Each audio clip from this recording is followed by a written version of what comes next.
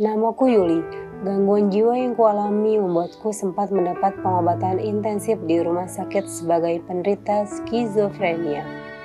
Rangkaian pengobatan medis selama 7 tahun terakhir akhirnya membuatku pelan-pelan mulai pulih. Duniaku tak lagi gelap seperti dulu. Aku yang kini tinggal bersama ibu di Durensawit, Jakarta Timur, mulai menjalani kehidupan normal sebagai orang tua tunggal bagi 2 putri kecilku. Sempat menjadi orang dengan gangguan jiwa atau ODGJ fase akut, aku pun kini bangkit dari keterpurukan akibat skizofrenia. Kalau apa aja ya keran-keran dilempari, dibukain keran-keran dia nggak sadar begitu gimana sih?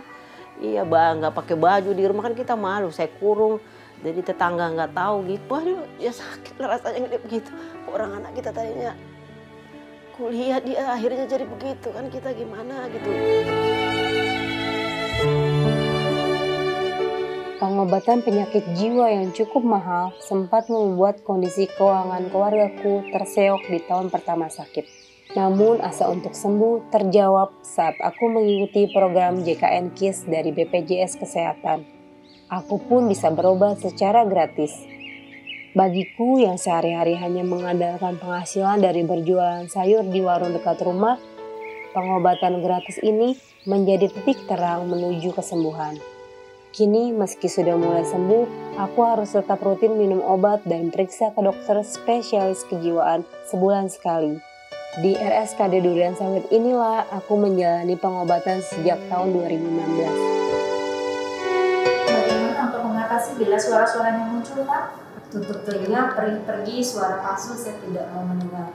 Awal aku sakit, pengobatannya masih pribadi. 2017 itu mamaku pindah ke JKN KIS. Soalnya rawat inap itu aja habis 5 juta, ditambah rawat jalannya itu sekitar 1 jutaan. Secara keuangan sih kayaknya nggak mampu. Aku sih ngerasa nggak ada diskriminasi pakai JKN KIS, dilayani dengan baik dengan dokternya. Gak usah repot-repot bawa kartu JKN KIS, cukup sebutin NIK aja. Sekitar 4.700 pasien ODGJ berobat di RSKD Durensawit ini setiap bulannya. 90% diantaranya menggunakan JKN KIS dari BPJS Kesehatan. Untuk fase akutnya, untuk rawat inap, itu dia mendapatkan, ini di-cover oleh BPJS. Bahkan pasien ketika sudah stabil dan dia dikembalikan ke masyarakat, ada pelatihan, ada rehabilitasi yang kita lakukan di rumah sakit, ini pun di-cover oleh BPJS. Jadi menurut dokter, sangat membantu.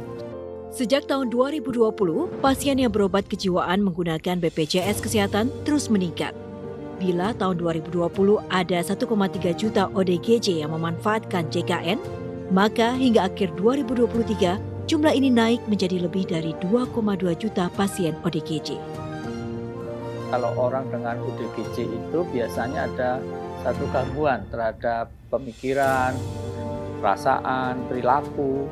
Nah, sehingga mengakibatkan biasanya memang perlu satu pengobatan ataupun pendekatan yang agak lama biasanya. Nah, untuk itu dan itu satu kewajiban untuk negara ini hadir ya. Jadi sejak 1 Januari 2014 itu orang ODGJ sudah dijamin. Hanya masalahnya masyarakat kita masih banyak yang belum tahu. Ya, pasien gangguan jiwa dan mental bisa mendapatkan asuransi kesehatan secara gratis dari JKN KIS dengan mendaftarkan diri sebagai penerima bantuan pemerintah atau PBI. Caranya, cukup membawa kartu keluarga dan KTP ke puskesmas kecamatan atau dinas sosial terdekat. Melalui BPJS Kesehatan, negara pun hadir untuk memberikan perlindungan jaminan kesehatan bagi semua warganya, termasuk mereka yang kerap terpinggirkan seperti pasien gangguan jiwa. Salah satunya Yuli, yang terus berjuang untuk sembuh. Setitik sinar kehidupan dari layanan JKN KIS memberikan harapan bagi Yuli untuk melawan skizofrenia.